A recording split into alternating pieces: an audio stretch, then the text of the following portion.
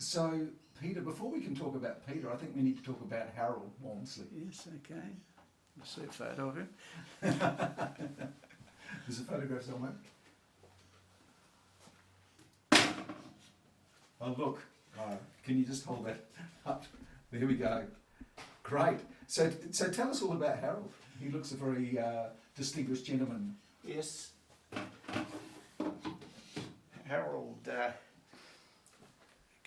was born in Wynnum in outside Brisbane, and he started as a cornet player originally, I think, and his brother was apparently a very good cornet player, and he started him off, and I actually have his Abendtutor, which is the Bible of trumpet players and cornet players, which is marked 1925. When did that book get actually published? Well, about 1875. Okay, yeah, so quite a modern copy. John Baptiste album. Do you want to see that too? Yeah. If you've got it handy, I think it's part of. I think it's part of the brass tradition of Australia. These are treasures. He learned off apparently a very famous. I've got his photo somewhere. But here's the Abendtutor. Yes.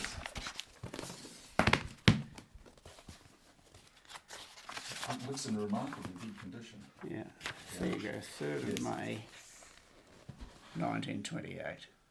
Right at the top there. Yeah. That's extraordinary. But I mean, seriously, that's in very good condition. Yeah. Well, I used it. He used it. I used it. Catherine used it.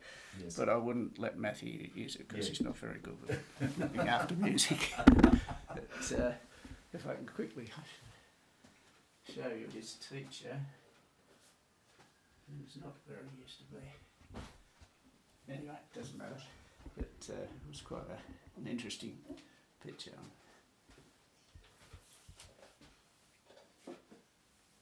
It's well hidden. I think your last student took it as a souvenir. Could have been. You shouldn't have criticised the arpeggios. Anyway, yes, as I said, he actually went to live during the school terms with this chap in Brisbane. Right. Because it was a train journey in those days, a steam train journey from Wynnum to inner city Brisbane, and but then when he was, I think about 14 or 15, he formed the Wynnum band, and I did have a photo of him in short pants conducting this band of all these guys. So he got into conducting very early in his life, and Harold's parents were obviously very committed to his musical education too. Yes, but there was, apart from his brother, there wasn't much backup. Okay. No, not from the parents so much. Mainly from his brother, his eldest brother. Yes. Joe, his name was. And what sort of instrument would he have played on then? Would it have been a sort of boozing and hawks? Yes, yeah, boozing and hawks, or Besson would have been one or the other. I can't tell you exactly about that, but as I said, he formed the band. Then he started conducting bands in Brisbane and in Queensland. He was in Maryborough at one point, and then he was appointed to the Bathurst District Band just before the start of World War II. Bit of a change in temperature. Yes, yeah, which was quite an established band in those days, and I don't know if you've been to Bathurst, the old band rotunda there in the park. And, yes, I have. And that's where I was born in 43, and he went into the Air Force, and he was in. He was an air gunner for a while at the early part of the war. He was up in Darwin, but then when things quietened down towards the end of the war, they sent him back to Sydney, and he became the conductor of the RAAF band for this area at Linfield at Bradfield Park. Right. And the band was apparently a terrific band. It had lots of Cliff Goodchild played tuba in it. There was a lot of very famous players that were in the band. It was still going into 1946 as they were being demopped, and it won the national championships in 1946. But he had a lot of good theatre players. Arthur Charlesworth was the timpanist in the Sydney Symphony, but he played tuba in the band. And had a stack of good players in it. Yes. There's been quite a bit of research done on that band lately, apparently. Yes, the All Stars by the sound of it. Yeah. And so, what took him to Broken Hill? well, he went back to Bathurst after the war, and he formed a very good junior band there. Had again a lot of very good players came out of the junior band, and I can't remember all the names, but they were sort of national champions and all that sort of thing. And the Broken Hill Barra Industrial Unions band offered him a position.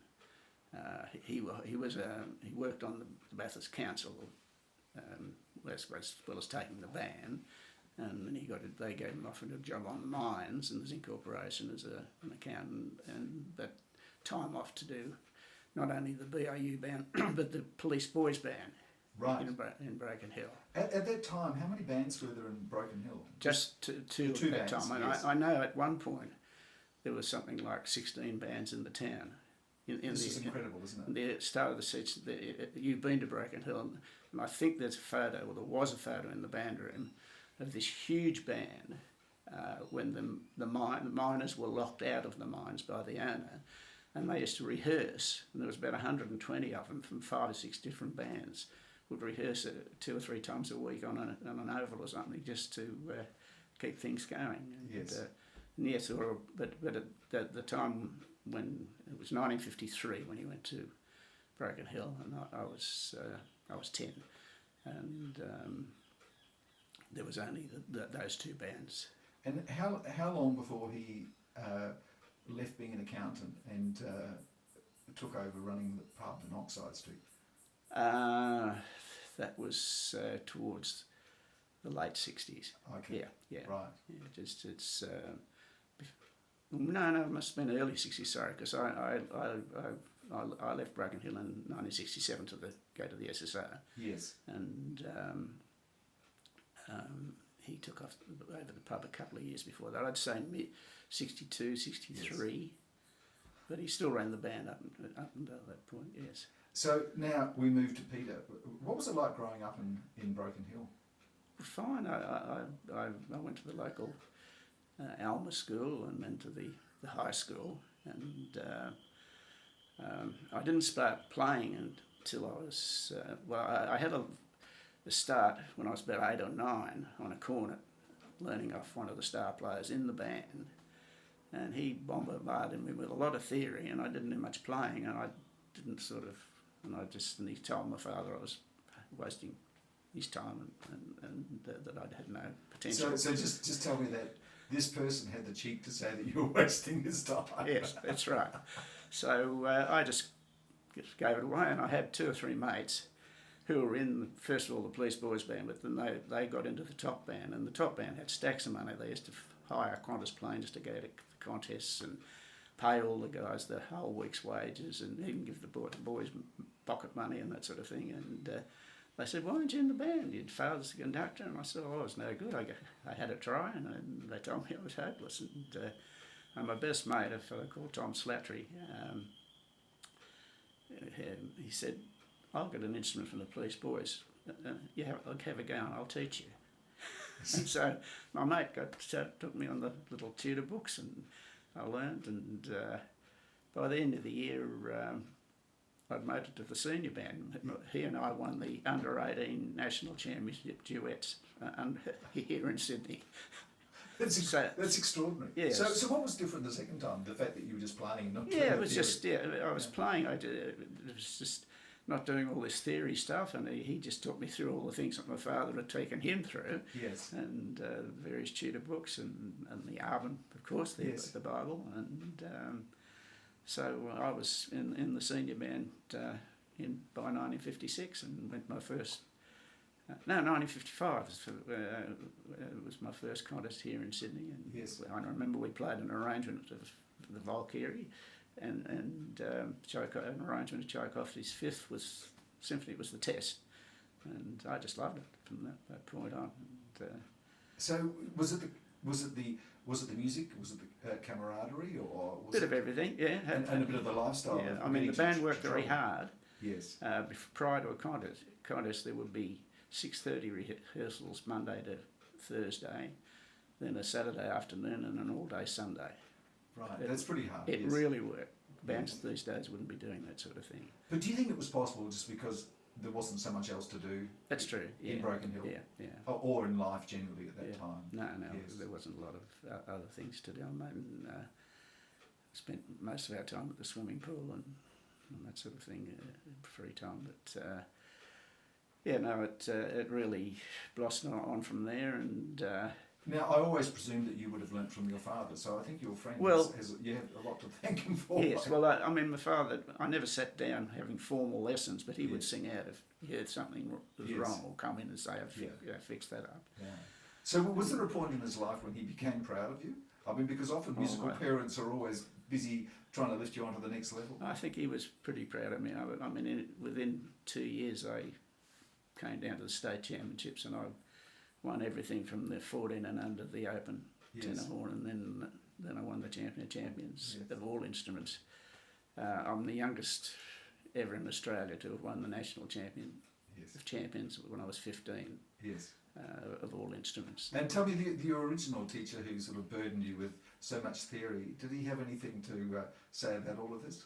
Well, no, he was just a good friend and played along. He was a top mining engineer and that sort of thing with North Broken Hill. So the people in the band were mainly miners, were they?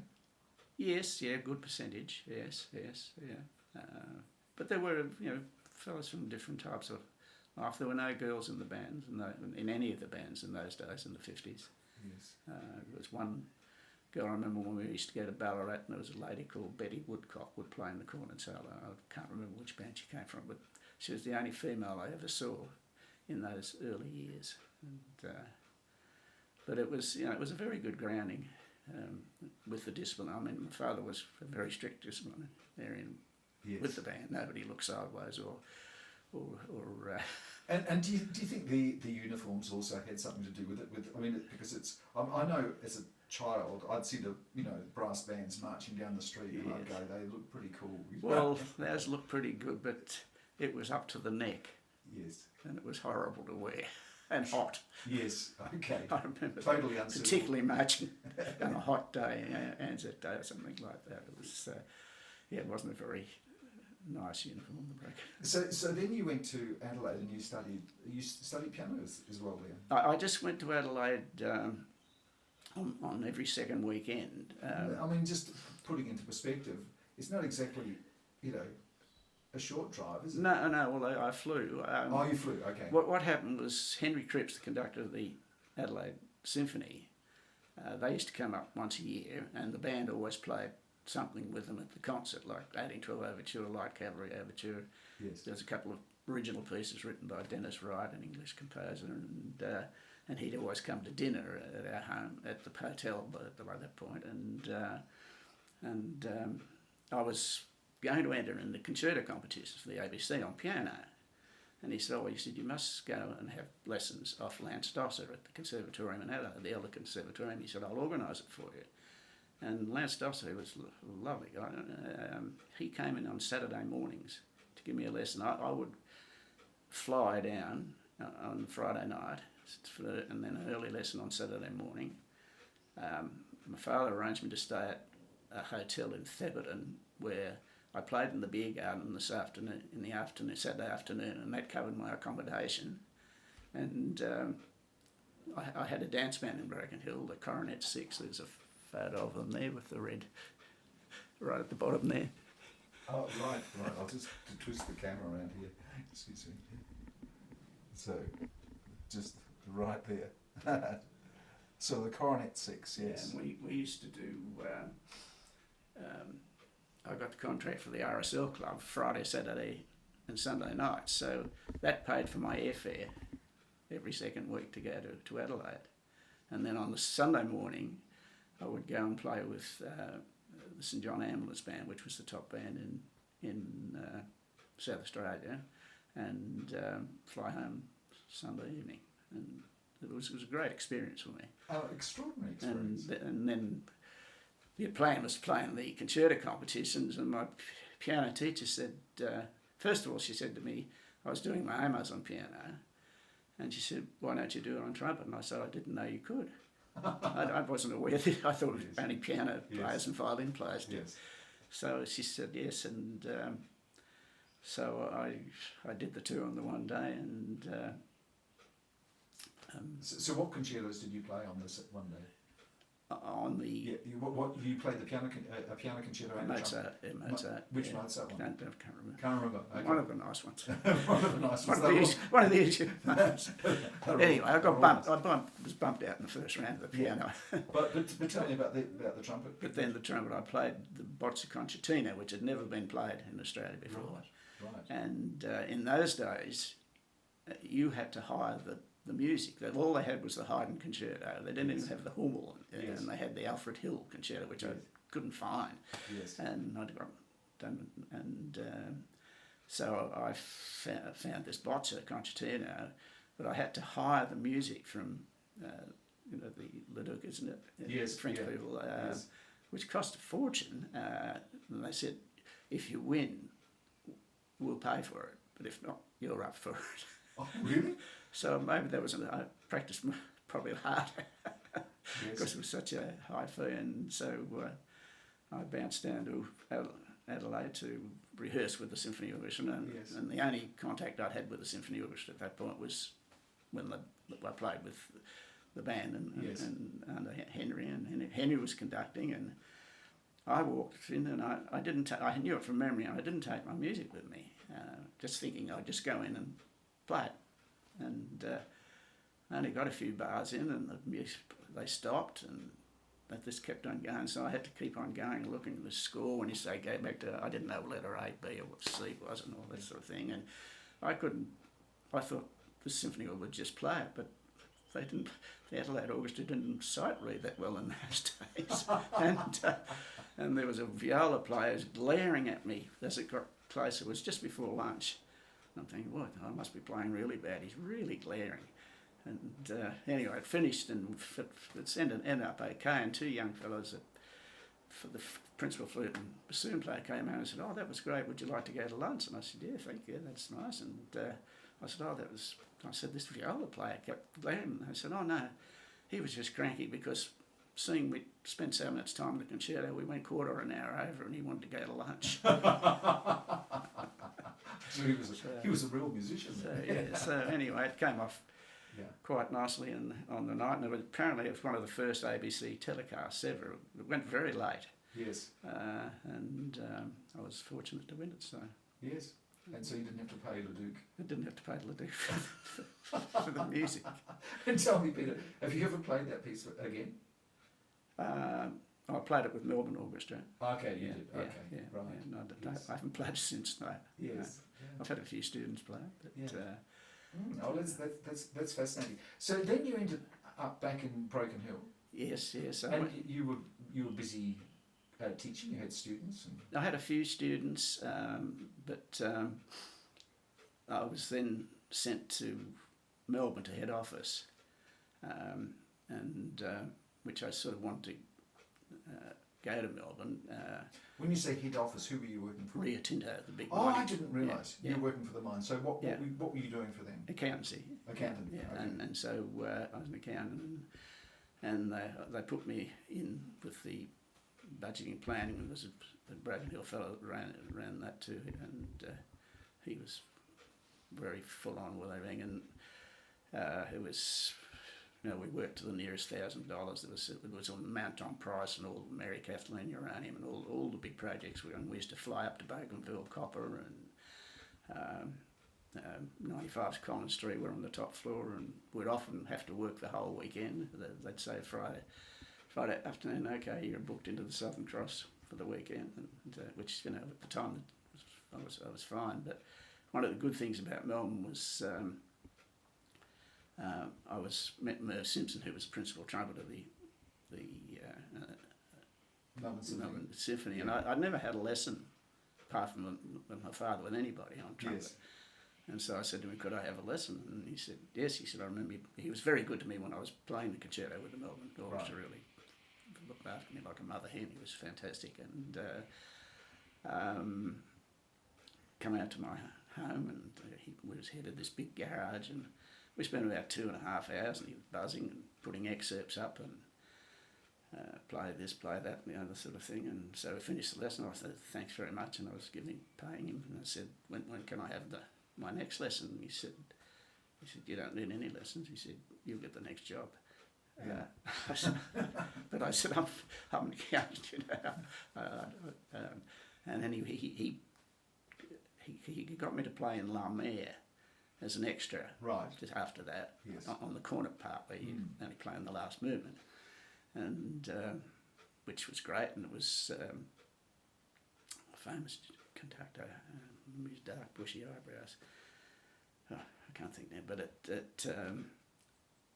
I'm sitting there, and that went fine, and the concert went fine, and some of the bosses with me came to the concert, and then they pulled me in the next morning, and they said, what's going on here? They said, last time we saw you standing at the front of the orchestra and you played for 25 minutes, and last night you only played, because the corn only plays in the last movement.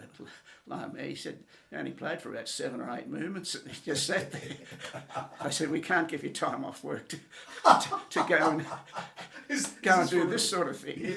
Yes. So that was the end of my casual work in the MSO, and but Merv was very good. He got me work in the theatres. I played at the Tivoli and Her Majesty's. So did you leave the Rio Tinto? No, I was still doing casual work. Give you time off, yeah. No, they wouldn't give me time. So well, it's good that they have a comprehensive understanding of music performance, isn't it? And also, I was lucky to do my first conducting job there. I applied for the Footscray Yarraville Band, which is still a top A grade band in Melbourne, and there were 3 of us in for it. It was me and the conductor of the Army Band, the conductor of the Air Force Band. I'd never conducted in my life. And I went to the audition and I did an arrangement of the Schubert's Unfinished Symphony and something else, and talked a lot and did a lot. And anyway, that was on a Tuesday night. Wednesday night, the committee knocked on my door because I lived in that area, and they said, "We've got the job. You've got your first job, first performance with us and 3 other top A grade bands in the My Music Bowl on Sunday afternoon, and you're the chief conductor because they take it in turns, the 4 bands, and it's our turn." And it was Light Cavalry Overture. Univace Prokofiev with the soprano from the opera, a march, one of the Sousa marches, and Cavalry, and the New World Symphony, an arrangement of the New World Symphony. And I said, oh, that's great, and they said, we don't have a score of the New World, we can't find it.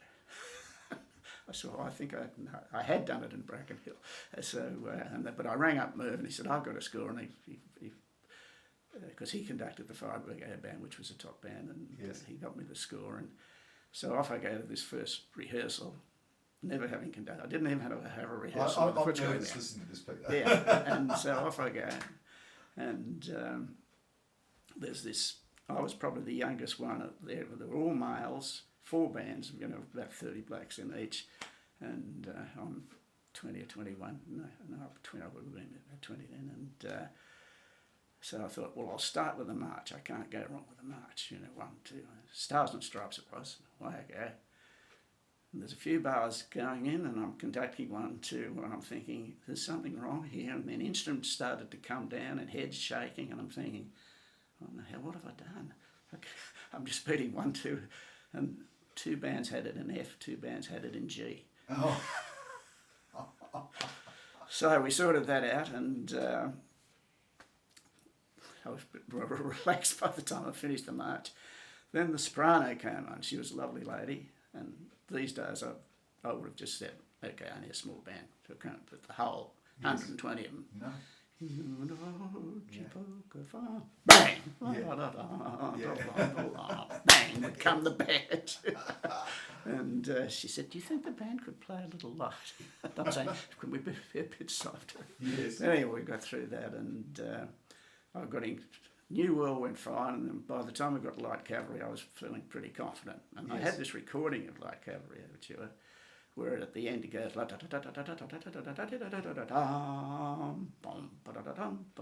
slows down. Yes.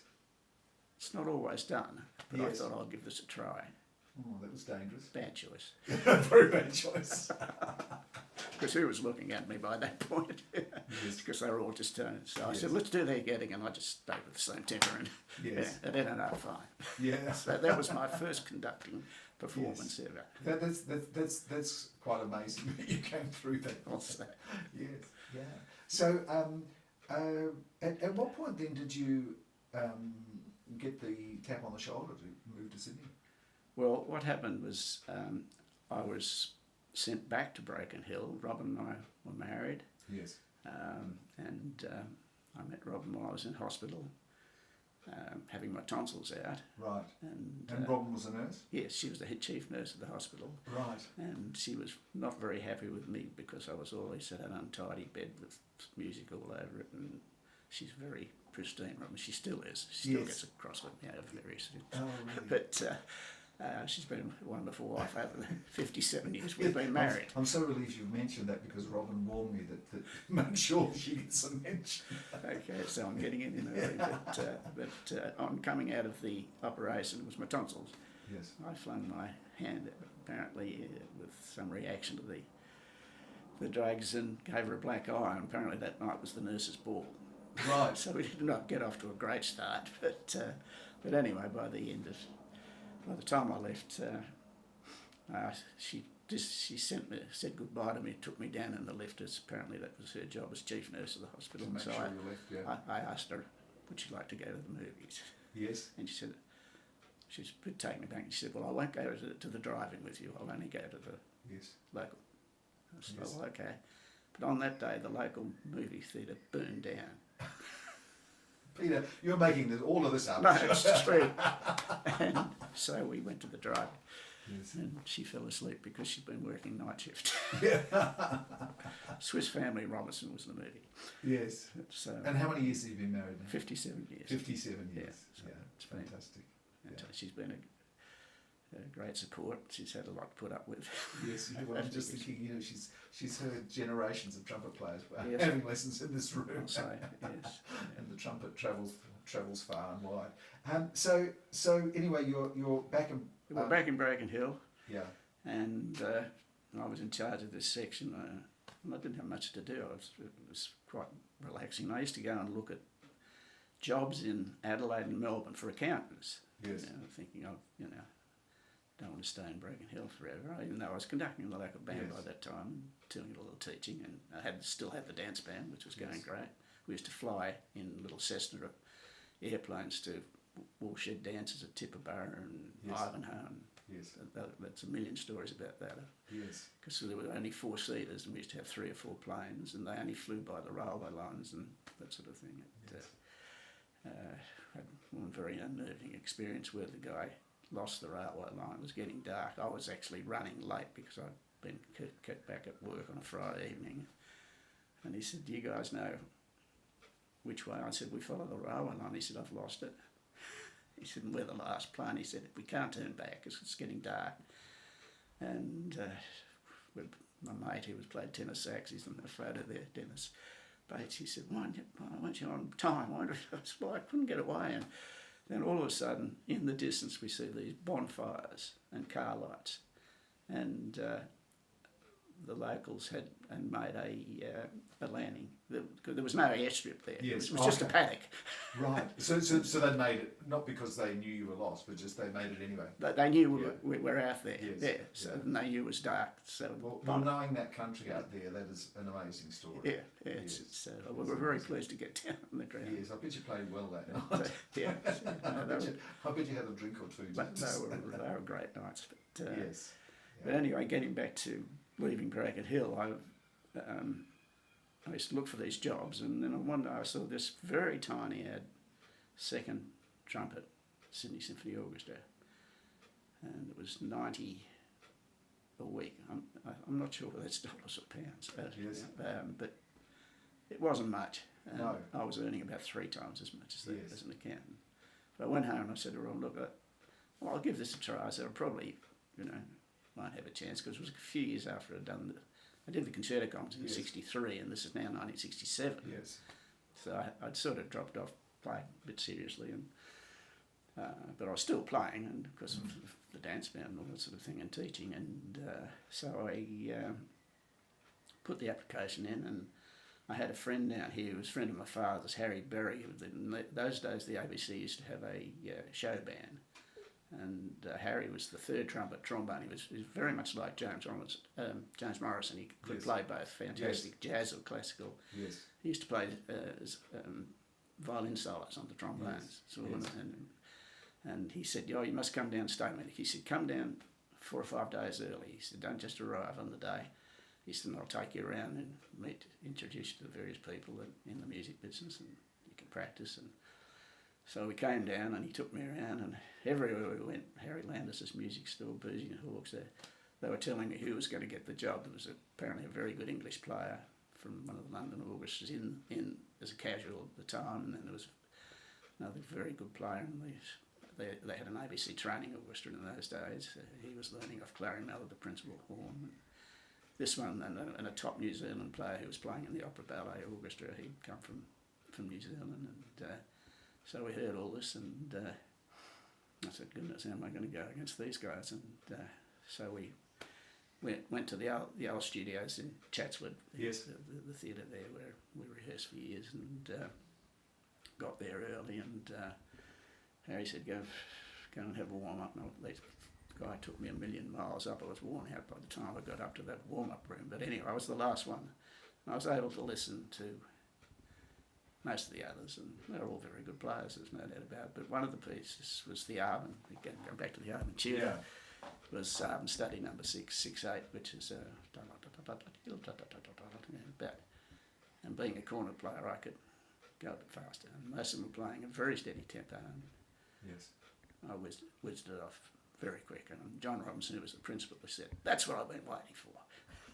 He actually said that in the audition. Yes. In the audition, and then we had to do excerpts, and I'd done some excerpts with Merv on that night, and I had excerpt books, but my training in orchestral music was Reader's Digest records. Yes, that's right. Yes. Which I had a lot of, but and in these days you can get the music a fortnight before and go through the excerpts, but those were just, he just put up and he said, "Oh, you know this one, and I'm thinking, hoping it wasn't trumpet in E, which it was, Yes. but there was something. Anyway, I must have struggled through them, and Yes. cut a long story short, I got the job. You got the job. And tell me about your first rehearsal. If we go along with with your track record of first happenings, that can be. Yeah, well, this is an embarrassing one. Oh, is it? Oh, well, if you don't need It's to all tell right, it. no. No, you don't need to tell it. It is a true story. It was Beethoven Ninth with Dean Dixon, who was the conductor, and it was in the Sydney Town Hall on a Saturday morning. And I went back to Harry's place to stay with him to settle into Sydney. Ron was still selling the house and breaking it and all that sort of thing. And I'd played the recording a million times, and so we got in. And John Woods was the principal of that. John Robinson, he was the principal. John Woods was the associate principal. He's there, lovely guy. We're playing away, and most of the morning went quite well until we got into the where it goes but on the bassoon played boom, and for some reason I got on the wrong beat instead of, and then the trumpet comes in. It's only 2 notes, da da da da. It's just the bugle call. Yes. I'm in the second half of the 6/8 bar instead of the first half. Yes. And Johnny's trying to put me in the right place. Dean Dixon's conducting away and getting a bigger smile on his face all the time. I'm glad it was a smile. And anyway, so we stopped and he said, "Let's just start that again." And I knew what had happened immediately, but I couldn't get out of it Yes. the first time. Yes. And I felt, I won't say it to you what was going through my head. and it was fine. Yes. Yeah. Anyway, Johnny said, well, it was lunchtime, he said, "Would you like to come over for a beer?" I said, no, I'm just going to go and have a coffee. I found a little cafe and I rang up Rob and I said, "I'm coming home tonight." Really? I've really stuffed up. Yeah. And I went back to him, I said, I'll have to go back. And he said, "No, don't be ridiculous." He said, "It's just," which was crazy, but I'll still never forget it. Yes. I think that And how many years in the Sydney Symphony? 35. 35 Yeah. years. Yeah. So I got it right most of the other times. So what such a journey. And I mean, you'd been teaching in Broken Hill, but Yes. I mean, you're synonymous not only with being a fabulous trumpet player, but your contribution as a teacher is just extraordinary. So you started teaching pretty early on in Sydney, didn't you? Fairly, yes. We just If you were getting 90 a week, I think you'd be wanting to do a bit of teaching. yeah, it wasn't really good money, and Yes. first year I didn't do any, but when we moved in, it took us 12 months. We bought this block of land and built the house, and Right. and as you see, I've got a nice studio down here, Yes. and I started a band at Coringo High School. It had just opened, and I started a concert band there. Well, no, I started off with a brass band and then changed it into a concert band, and they were my first students. And then schools close to that, like Warunga Primary and all that, they started, and I had stacks of students ever since, basically, because I started bands in all these schools around here. I started Warrawee, I started Artarmon, I started Normanhurst, Hornsby. Look, I've always marvelled how on earth you I managed to had just about do 10 bands at one time. Yes, I know. I mean, I just don't know how you managed your time. Yeah, well, I spent a lot of time, doing rehearsals and teaching, that's for sure. Yes. But it all worked in with the orchestra schedule, and then when I went to Barker, I was at the con, and that was hard, being at the con, because you'd rehearse with the orchestra in the morning at the Opera House, go up and teach the con in the afternoon, stay in town to do the concert at night, and that's Yes. particularly when the children were younger. That got them, and I just had this same Harry Berry that I was talking about, had the cadet band there at Yes. Barker, and he said, I'm going to retire. He said, you're only around the corner. He said, it's a lovely headmaster and a good place to work, and they pay you very well, and they even pay you through the holiday. I said, well, okay, so I went there, and so I took that on, and after 3 weeks, I mean, it was a shocking band. None of them, hardly anybody could play. Yes. So I had a couple of students that could play that came to me here from Yes. the Warunga, they'd been at Yes. the Warunga school prior, but they used to stamp their mouthpieces into the ground on the oval, Yes. because they didn't start till they were in year 8 Yes. when they joined the cadets, Yes. and it was just horrible. And then so after 3 weeks, I went to the headmaster, and he was a lovely chap, and he said, I said, I'm going to resign. I'm sorry, I just can't cope with this. And he said, well, what can we do to keep you here? He said, I know you've left the conservatorium. And I said, well, you give me a lot of money, and I'll start a band in the junior school. And which he did. We started a huge concert band there, and the headmaster down there, Eric Copeland, he was an ex-British commando, and he was right behind. He used to sit in with the kids and clap his hands, and it took off very quickly. So this is the school principal sitting there. Well, in the band. this was the junior school. Yeah, the principal. junior, yes, Yeah, and he yes. he was right behind it, and then at that point Barker brought in girls. Yes. But first of all, it was just year 10, 11 and 12, and then a few years later, and I picked up a lot of good girls from all the schools around here, Walmsley, PLC, all those in this vicinity, and it just, we started off with this just one little, and we ended up with the biggest band program in the Southern Hemisphere. 6 bands, Yeah. yes. More, I mean, just yeah. legendary, yes. Yeah, six bands, Yeah. all sorts of ensembles, Yes. and the orchestra as well, of course. And of course the most wonderful music facilities there. Yeah, now. yes, yeah, really. Very- And how long were you at Barker for? 35 years. I've done a few 35 years. I Yeah, did that's- 35 with them, and then I did 35 with Willoughby Band, 35 Yes. with the orchestra. Yeah, and of course, yes, the Willoughby Band, which you know, was champion band as well. And Yeah, well, I'm so proud of the players that have come out of that band that are now in top positions all around the Yes. world. It was my 80th birthday, as you know, yesterday, 2 days ago, and Mike Marco's Chicago Symphony. And, Yes. just too many to mention because I'll just Yes. leave our players. But one stage I had the whole trumpet section of the Melbourne Symphony I taught. Bill Yes. Evans, Julie, and Jeff Payne. Amazing.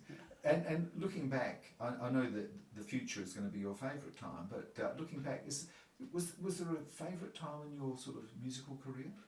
Oh no, it was all. I think when Willoughby was at its height, it was pretty. You know, I got a lot of joy out of that. Yes. We had, you know, very humble beginnings, and I think the first contest we ran last in the B grade, and it was in 1970 or 71, and by 78 we won the nationals, and then we've won more state and A grade competitions than any band ever. And plus a very good junior band as well. And looking into the future for the brass band world, is it a bright future, or has the best happened? No, I think it is a good future. There's some very good young people taking bands now. I'll go back to Willoughby Band. Dominic Longhurst now has them, and he's a wonderful player and knows a hell of a lot about brass bands, and he's really lifted. I adjudicated the state championships last August, and they had been not doing quite so well for quite a few years, and he got them right up to a very close second place, and plus he's formed a second band and he won the C grade with them. So yes, that's with Willoughby, but I know there's quite a few other good young conductors with just bands here in Sydney. John Saunders with the Warringah Band, and the Sydney City Brass Band, Jason Katsoukiris. They're terrific bands. And so, just a final question: you haven't noticed a huge drop in the standard of brass band playing since they introduced females into the brass band? Oh no, goodness! There's been so many wonderful females. Yeah. I mean, it's a different age, isn't it? Just when you talk about the all male bands. Yeah, and so on. no. I had stacks of so many good players there. Well, Peter, a fascinating life, and just a huge you've made such a huge contribution to music in Australia, and you certainly are Australian musical treasure. So thanks very much. Thank you.